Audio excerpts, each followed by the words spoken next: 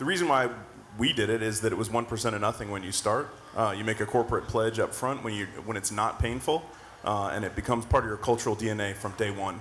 Every employee you attract, every person or customer you interact with, it is the common thing across all industries. You never reach the point where it's not painful. There's never a point where you've made enough money that now you can start doing this. You start them early, and it becomes part of the company and part of how you attract and retain talent. Yeah, I think that's a really good point about retaining talent. For us, we started early also. When we had an IPO, we were able to fund a foundation. But I think the main thing that it does for us, it's around team building. If you can do a team building project in community, there is no better way to drive company performance, retention, engagement.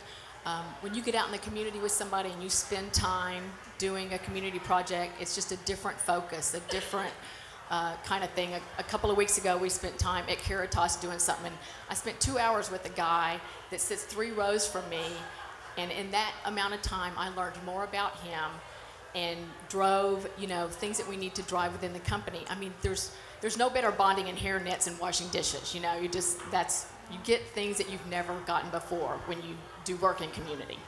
We're a small company. We were 10 people when I started, 400 or so today. But one of the most incredible things is that we've scaled in 3 years to add 400 people who may have a love for turning data into action in the product, but they're very real people. And the reason why programs get started and why we're seeing there's so much value for us to unleash our colleagues to go and do great things and empower them to create programs is that when you scale that fast, it's hard to lose sight of the fact that we're all humans and that we all care about amazing stuff and have so much to contribute, other than the fact that we may be a badass engineer or whatever it is that we may be bringing to the table. And so I think in our case, these programs have helped to galvanize not just our company's growth, but our cultural growth.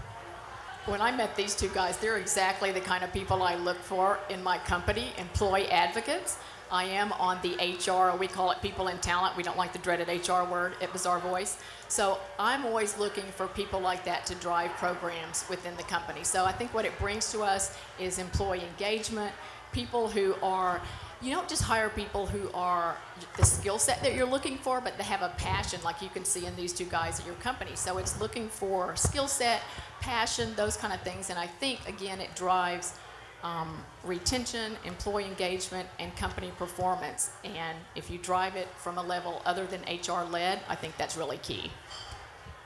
As the head of experimental marketing, I don't know any other way to put it than, for me, I just love trying new things, and I love stories, and I love how human some of the stuff that we can unearth by social programming is. And for us, we've seen a lot of value not only in us being able to take our great stories, whether it's code.org and some of the work we've done to help get many more kids familiar with code at an earlier age, or whether it's internal stuff where we've given opportunities internally to each other to exercise new muscles and teach a course to the Build program, which is for some at-risk high school students to learn business and be more prepared for college. So for me, it's the stories and the experimentation. I would say for product development, so I've come from the product development side of the house, your average day is more kind of task-oriented. Here's something we're going to go build, here's an outcome, here's an objective. And having these kind of programs in place makes a really easy path for people to say, okay, I don't have to completely reinvent how I think and conduct myself. I can just switch over to the charity thing or the foundation thing, and I still work and operate in the same way. And then again, it comes back to just kind of culture fit, values, something outside of raw technical capability, because it's an easier thing to retain around, I find, right? Technical talent is increasingly something that lots of people have, and finding people that are like just good people that you want to work with under a crisis for a long time. This is one of those areas where you can learn more about somebody, you learn more about the person. You see that come out under stress, right? Under a big release or a outage or something like that brings your team together. You see those characteristics come out. So I'm super excited about a program called Build, and this is something that I mentioned, but we've now gone through 2 years of iterations working with this program, and the whole premise is that there's a lot of young high school students who either through economic conditions or other reasons are at risk for not attending college and not achieving the potential things that they could. We always want to be able to utilize what our product does and what our company aims to do and fuse that together with the world at large in anything that we do to go out and help. And we've watched Build come in and be something that intimately we've been a part of teaching them courses about business. So the focus for freshmen and sophomores is learning about business and building websites and how do I market. And then the shift goes from there, junior and senior years, to being college prep ready. And we've actually seen a tremendous amount of response from not only the Build organization, but from the members of the Build program themselves and the students who have come back and talked about what a difference it's made to have access to the resources and the learning. It's incredible. And when you can see that there's a high school student who is now going to college who might not have otherwise, that's it, right? Our primary, so Atlassian Foundation, as I said, does 1% of everything. So employee time is a big one. We donate, you have foundation leave every year, so we've we've contributed 6,000 plus hours of employee time to a variety of causes. Room to Read is the biggest one, which is libraries, schools, primarily focused in Cambodia, but has impacts around the world. And actually sponsoring, there's an annual employee trip, so you can actually kind of petition and make an internal request and work through the process to go spend a week in Cambodia and work with the teams there. We also, because we're a global company, have regional things. So here in Austin, San Francisco, Sydney, Amsterdam, there's different parts of our foundation that exercise kind of regional areas. So we work with Big Brothers Big Sisters here, United Way. There's a number of charities in San Francisco and Sydney as well. But the primary one, the one that we found works the best, is to pick something big, hire somebody to run it, put some muscle behind it, and actually get organized so it's not just a thing on the wall. You treat it like a real project, spend some money to make it work, and then deliver results like you would anything else. I think for Bazaarvoice, there's two different areas we operate in. The Bazaarvoice Foundation, I think our executive director is here today. And of course, that's built around entrepreneurship, which is what Austin is all about. So it's, again, working with, as you guys do, with at-risk kids to build those entrepreneurial skills. And then the other thing we do is we try to pick one time a year. We call it the Be Generous Week. And we will have, again, employee-led opportunities where we might pick 20 or 25 in Austin. Again, it's a global thing. And we spend the week going out doing volunteer work. And again, we love to add up the hours and kind of see what the give back is. We make a video at the end of the week. But that's been really powerful for us, is this notion of having a foundation, again, that was founded by our employees.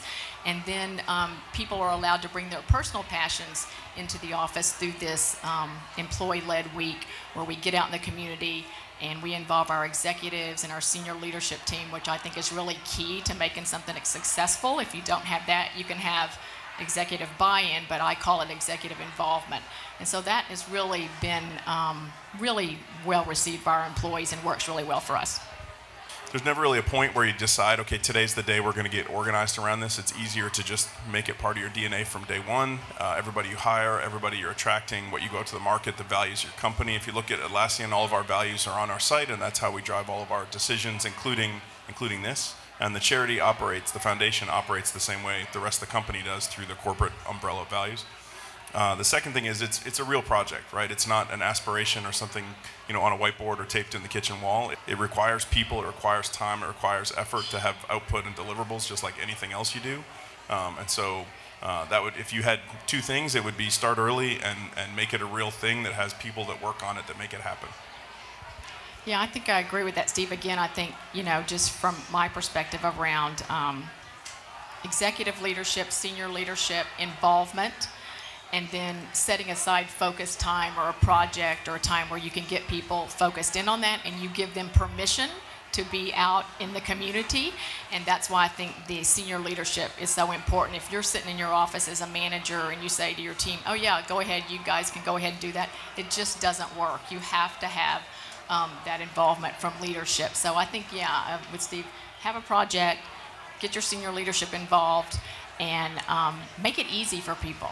You know, it's like it's that week or that time that's focused. This is when we're going to do it, and you need to be there and you need to be involved.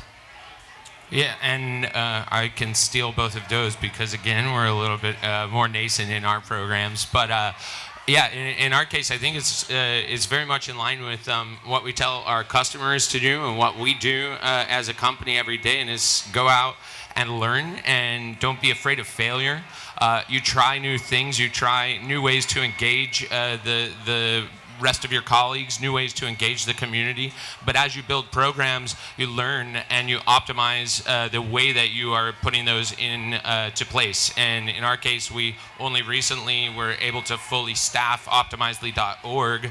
But yes, that's an important piece, is having dedicated resources who can look at, hey, what have we done and how can we make this better in future revs? We've been pretty attentive to like trying to exercise and flex our social good muscles from a pretty early stage, but even that's not enough. I think we could have been faster, better, more attentive, and the one thing that I think is constantly top of mind is that a lot of you probably experience this. You go into work every day and you get into work and you're like, okay, time to turn my work self on, and you feel like you have to turn off other pieces of you because you're focused on this or that. And one of the really cool things that we all do as humans is that we actually love a whole lot of cool shit.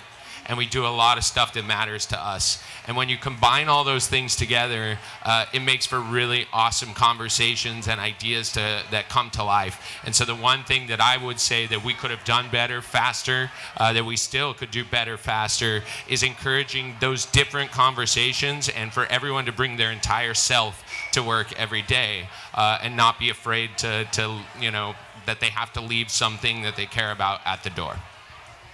I think that's a really good point. As I said, you hire for more than just your skill set, you hire for passion. I think one thing I wish we would have done earlier is we always kind of were involved in community, but this notion of devoting dollars. So I would say if you have an opportunity to ask your leadership to put some money in the budget for dollars, even if it's a small amount, just start that way. That's how we did. And then we also use those dollars to drive community programs, but we also use them for personal passions. So people can go out and do their own thing. They can run, they can raise money. I call it the skin in the game model. You have to be doing something, but that's a good way for the employees to bring who they are to the company and have the company share in what they're doing. So I really like that idea of bringing your whole self to work. The one thing I'd add too is that we look for opportunities for individual teams to drive the agenda further as well. So we have one example that leaps out is we had an opportunity to kind of auction off a portion of our product. Right? So you could name a thing or you could pick a color or whatever. Like that's an area where individual product teams are going to do that work anyways. But they were creative and came up with ways to engage the community, make it a fundraiser, make it something that was more interesting to talk about than your average product release. And for us, that's something everybody's going to do that anyways. But you can see that idea came from one of the teams. It was something that kind of took root and we were able to talk about globally. So those little small ideas are just as important as the big like corporate mandate of go do this. It's also be open to letting people relax and try something new and experiment and let it drive from the individual teams. Some of the best things we've done have come from people just raising their hand or just doing it and saying, hey, we shipped this thing and it's not what we said we were going to do, but now we can do this other aspect of it, which is good. I think both of you guys said it. Start early, make it a part of the DNA of your company, even if you just have to start really small. But start early, build a culture of caring for community, and it will take you really far. It'll help you to hire really awesome people, and you know, just makes it a better place to be. Like you come every day, you bring your skill set, and you bring yourself. And so that's what I would say. Start early. Start now. Yeah, mine would be just empower the people around you that you work with every single day to be as open and honest about the stuff that they love and that they want to be a part of. And I think you'll uncover some incredible next steps from there. I would echo both of those, and then apply the corporate resources to like channel that. Like it's not just energy; it actually is a work thing. There's a product that comes from that effort because you've given it the structure and the home to be successful.